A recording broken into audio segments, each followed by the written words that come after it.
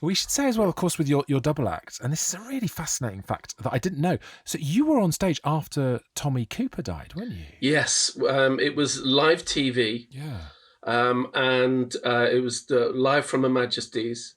Tommy was closing the first half, and we, Dustin and I, were going on after the commercial break.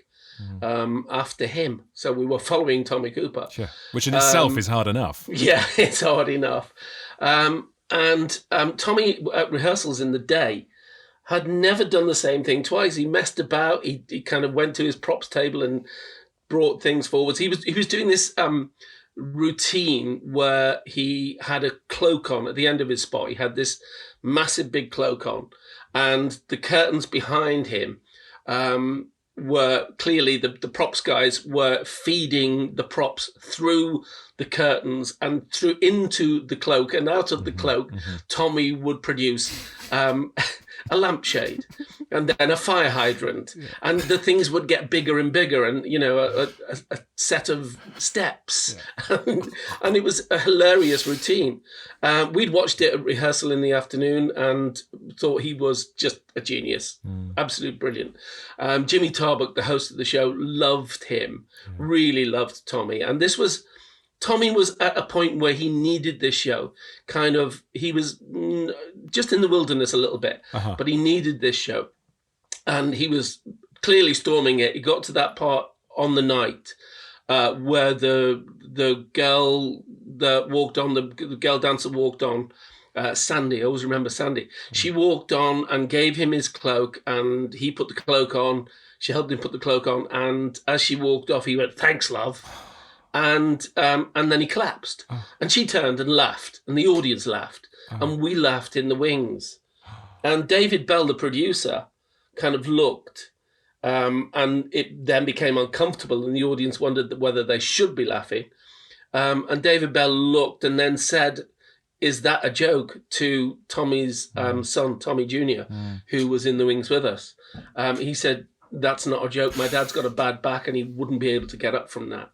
So David Bell coolly said, "Cue music, cue commercial break." The band played. The commercial break happened. Dustin and I thought, well, because the paramedics ran on and moved him behind the curtains. And we thought, well, surely the show will stop now and they'll put on a repeat of The Professionals or something. Yeah. And they didn't. David Bell and Jimmy Tarbuck said, "Are you guys ready to go on?" The commercial break was suddenly over. And did you know at this point he'd died? He hadn't died. Okay. They'd pulled him back, and I think the paramedics were seeing to him, and he died later in St. Thomas's Hospital. Right. But kind of certainly we knew that something was not right, and we kind of then had to go on and work in front of the tabs that he was working in front of, which we wouldn't have done. We would have been on an open kind of 80s spangly light bulby set that David Bell loved so much. Yeah. But we worked in front of those tabs and carried on and I suppose held the fort. Could you hear stuff going on? Could you hear things happening behind you? Well, funnily enough, Dustin, who used to do this impression of Robert Mitchum, brilliant impression of Robert Mitchum, afterwards he said, "I went to get my Robert Mitchum hat and I heard somebody say, 'It's okay, he's been sick.'" So this is all going on and we're live on TV and we are somehow pulling an audience out of their confusion, and we did really well that night. And we came off, and afterwards Dustin said, "That's the way I'd like to go. I'd like to go with my boots on." And 2 years later in Panto, when we were in Southport, he collapsed on New Year's Day. In the middle of the show, we were coming off stage and we were playing Ugly Sisters and foolishly Broker's Men as well, because Dustin decided we should be playing both parts because he loved a challenge. Yeah.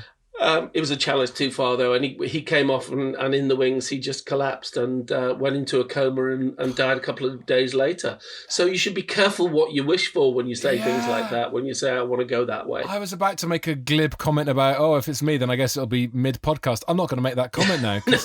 No. I tell you what, be careful that, working with me, I've got a reputation. Bloody hell. I'm gonna go get a full health check after the show.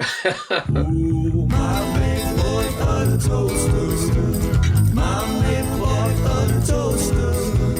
Shoving all lines that have been so far, my big boy